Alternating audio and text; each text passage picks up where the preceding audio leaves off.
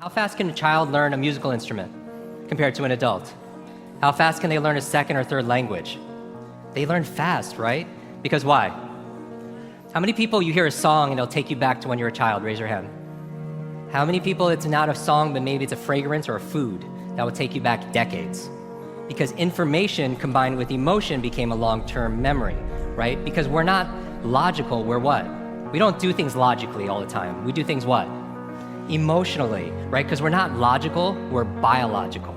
Everyone wants to write this down. All learning is state dependent. That the emotional state that you feel when you're learning something gets anchored to the learning. Does that make sense? By the way, what was the state that you felt back in school? Bored, and the other half of the class is like confused, right? Now, on a scale of 0 to 10, what's boredom? 0. Anything times 0 becomes what? 0, and that's why a lot of people don't remember what they learned. It's the emotional state. Does that make sense? We said that children are the fastest learners, right? That they have this curiosity and they play all the time. Now, it's been shown in science, the research, by playing more actually creates neurogenesis and neuroplasticity. Like Einstein didn't have a bigger brain than anyone here, but in certain areas of his brain, he had highly connectedness. He did these thought experiments where he would put himself in these brainwave states, specifically theta state. That's the state that you're in when you shower. That's the theta state. That's a relaxed state of creativity. You're inspired. You come up with new ideas. New things come out of you, right?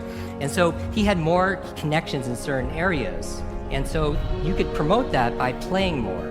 We live in an age where it's not your muscle power, it's more your mind power. The faster you can learn, certainly the faster you can earn, but not just financially, in all the areas of your life. I remember recently, I got to introduce two of my modern day superheroes. It was Stan Lee. And we're going to dinner. I remember asking Stan, I was like, I have to know, you've created all these incredible superheroes. Who's your favorite? And he looks at me without a blink, he's like, Iron Man. And then he's like, Jim, who's your favorite superhero? I was like, Spider-Man. And without a pause, he says, with great power comes... The opposite is also true. With great responsibility comes great power. When you take responsibility for something, you have great power to what? To change things, to transform things, to make things better. You want to build a physical muscle, you give it what? Nutrition. Same thing with your mental muscles. Information combined with emotion becomes a long-term memory, right? The state that you learn something and the mood and the feelings that you learn something and gets attached to what you want to learn. I'm going to give you 6 keys to learn anything faster. You can write these down. I want you to remember, be fast. Be fast.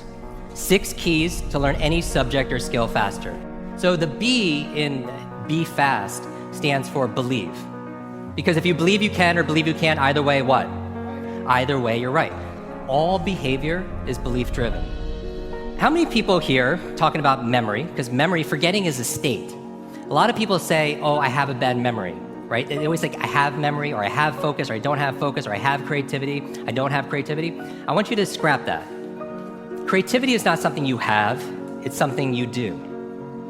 Memory is not something you have, it's something you do. There's no such thing as a good or bad memory. There's just a trained memory and an untrained memory.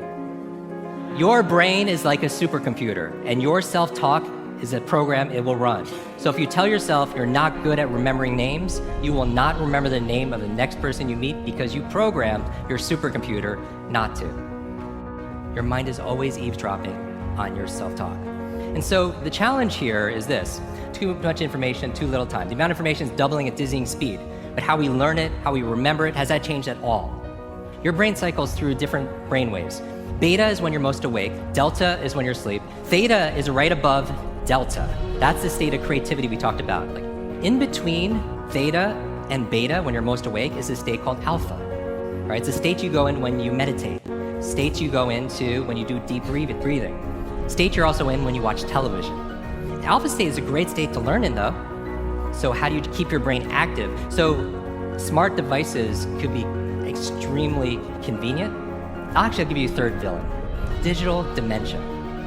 This is the idea that we're outsourcing our brains to our smart devices. We're so reliant on our smartphones that our smartphones are making us stupid. It's convenient. I don't want to memorize 500 phone numbers, but we've lost the ability to memorize one. There is no learning without remembering. So B is believe. Believe you can, believe you can. Now the E, I'm gonna go through these really fast, is exercise. Exercise. And what I mean by this is I mean physical exercise. Because your brain, the primary function of your brain is to control your movement. As your body moves, your brain grooves. If you wanna learn any subject or skill faster, the F is to forget. Forget. A lot of people don't learn faster because they feel like they know it already. Right? So you want to forget about anything else than what you're learning here, temporarily. The A in FAST stands for active. You take notes, you ask questions, you participate in it. The S in FAST stands for state, that all learning is state dependent. All learning is state dependent. I never want to learn in a bored state, right? Most people, like when they read, they're in a bored state. People wonder why they don't remember what they read. So control your state. Finally, the T in FAST and B FAST stands for teach. You learn with the intention of teaching it to somebody else. If you had to teach this to somebody when you got back home, your team, your family, your friends, would you learn it differently, right? So you learn with the intention of teaching to somebody else. Because when you teach something, you get to learn it twice. Let me close with this. When I got home, there was a package waiting for me. I opened it up. I don't know if you could put the slide on, please. I opened it up and there's this photograph. There's a photograph of me and the entire cast of X-Men. And even better than Halle Berry and Jennifer Lawrence and everything that's on there was the note from the chairman. It said this: Jim, thank you so much for sharing your superpowers with all of us. I know you've been looking for your superhero school since you were a kid. Here's your class photo. So my question for you is this: if you could go back to that child inside of you, that younger self, and right now tell them something that they need to hear, what would that be? And if you were to go in the future, 1 year, 2 years, 5 years, 10 years ahead in the future, I believe you have wisdom inside of you. I believe you have greatness inside of you. If you were to project 10 years ahead of time and look back on this day right now, what does your current self need to hear from your future self?